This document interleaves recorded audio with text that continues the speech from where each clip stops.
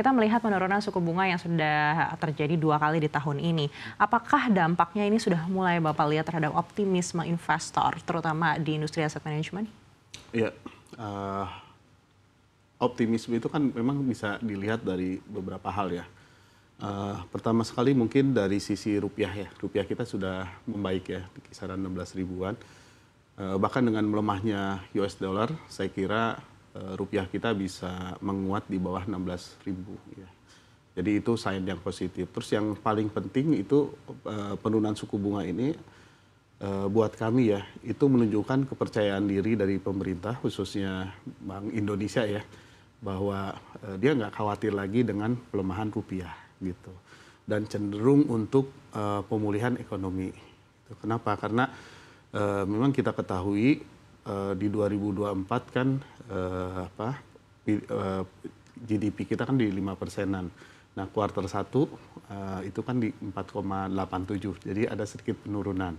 Nah, mudah-mudahan dengan stimulus penurunan suku bunga yang dilakukan oleh Bank Indonesia itu bisa menggairahkan kembali sektor ekonomi gitu. Nah, buat pelaku pasar kita ngelihat selain ke rupiah tadi juga ke misalnya government bond. Government bond kan sudah meninggalkan level di atas 7%, sekarang udah di bawah 7% yang 10 tahun. Jadi kita very positif.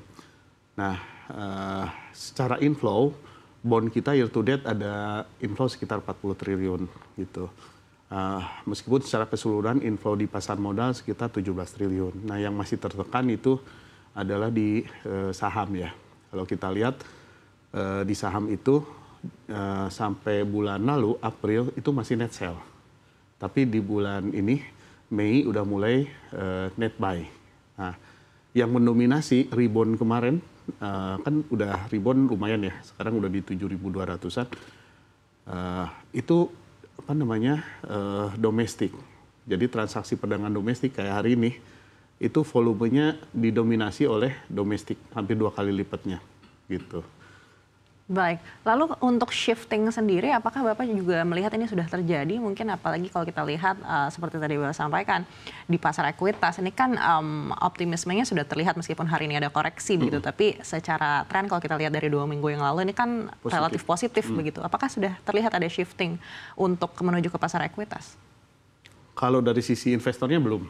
Kalau dari sisi investor yang masuk ke reksadana saham misalnya ya, gitu. Namun kekhawatirannya udah mulai easing.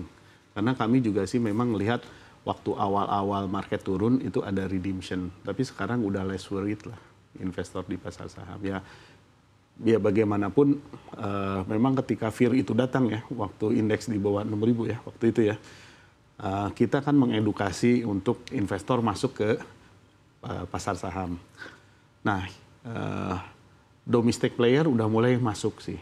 Ada beberapa yang pengelola dana besar dari asuransi ya, seperti BBJSTK, dan ini menyatakan akan mengalokasikan porsi yang lebih besar.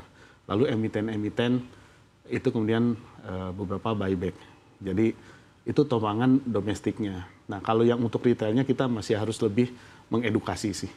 Baik, tapi secara fundamental apakah Bapak melihat memang ini sudah memberikan optimisme yang wajar atau sebenarnya ini merupakan efek karena di global ini kondisinya relatif lebih buruk saat ini?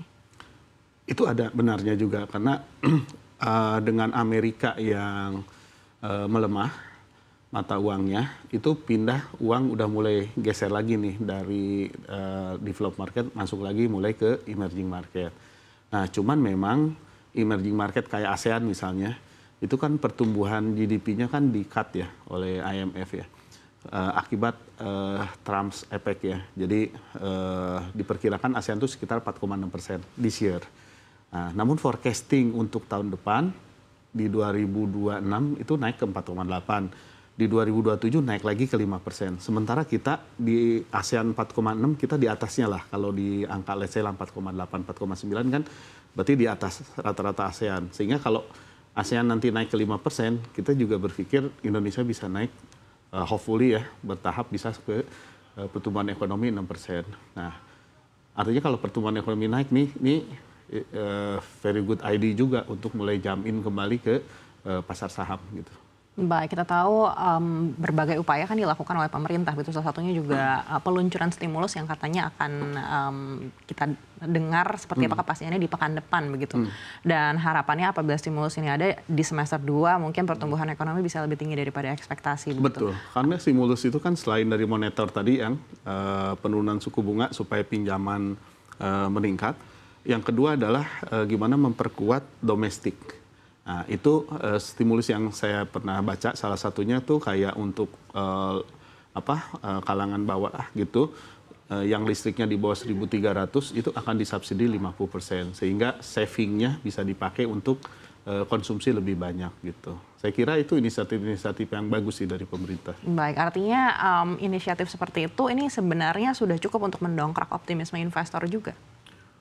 Minimal ada menunjukkan keberpihakan lah bahwa pemerintah udah lihat, karena gini, di luar itu kan sebenarnya badai PHK ada gitu ya. Jadi ya gimana caranya pemerintah bisa memperkuat itu ya gitu. Kalau saya sih percaya ujungnya ya harus membuat penyediaan lapangan kerja kalau ekonomi mau tumbuh sih. Kan kalau namanya stimulus kan nggak mungkin disuapin terus ya. Pasti suatu saat itu akan dicabut infusnya gitu. Baik, tapi